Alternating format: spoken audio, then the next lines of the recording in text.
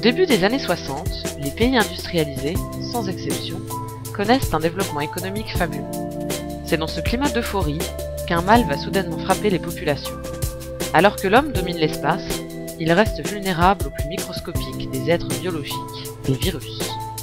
Celui de la polio, redoutable car il touche davantage les jeunes, refait surface et une nouvelle épidémie se propage, d'une ampleur stupéfiante. Des milliers d'enfants décèdent ou sont paralysés.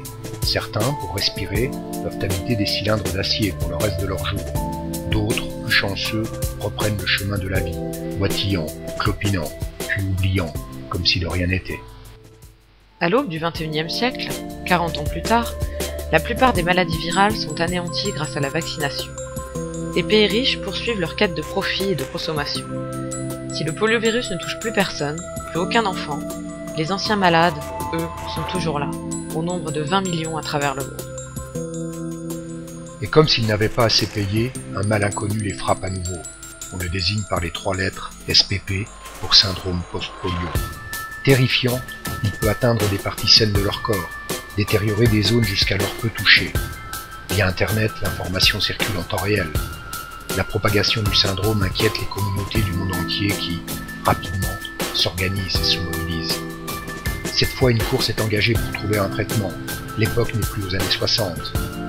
Bioinformatique, neurochirurgie robotisée, l'homme a inventé de nouvelles techniques. Il maîtrise désormais l'infiniment petit, l'infiniment grand. En sollicitant des zones inexplorées du cerveau, on lui découvre des pouvoirs insoupçonnés. Et si la solution était là? Mais comme à chaque fois qu'il va trop vite, qu'il enfreint les règles qu'il s'est lui-même fixées, qu'il est appâté par l'argent, l'homme prend un énorme risque, celui de fabriquer le remède qui le tuera. L'être le plus dangereux pour l'homme est devenu l'homme lui-même.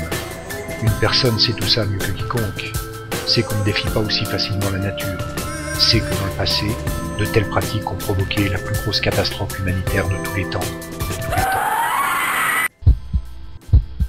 Cette personne sait désormais qu'elle est traquée, parce qu'elle en sait beaucoup trop.